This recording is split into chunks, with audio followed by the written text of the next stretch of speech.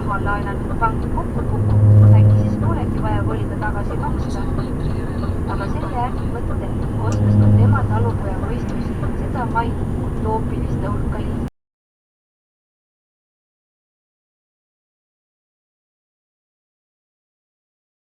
Järel majad nagu pilvelõhkujad, tänavad olid täis luksusautosid, elu oli täiesti teistsugune kui toonastel kriisiaegadel. Ja kui ajalehed kirjutasid, et pangad on ennast lõhki laenanud, nägi Mart Lungas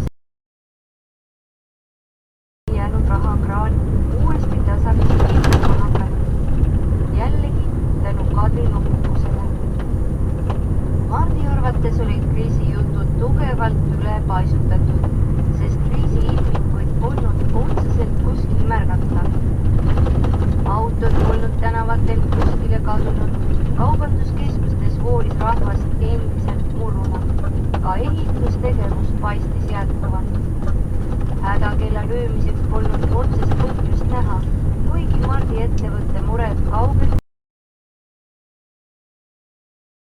ja otseses või kaudses mõttes üle kilde ja käänduda käima. Suure raha teenimine pole kunagi kerge olnud, kui vast loterii palju rohkem. Kadri kiirutas laupa, aga see hetkeline grimass jäi mehel tähele.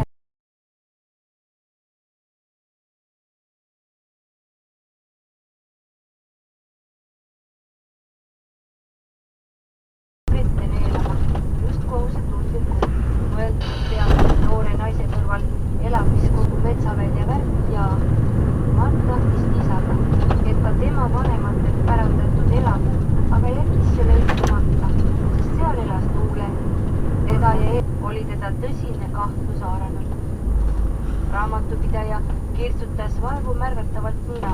Ta pidas end rahaasjades Mardist kindlasti targemaks, aga ei tahtnud vaidlema.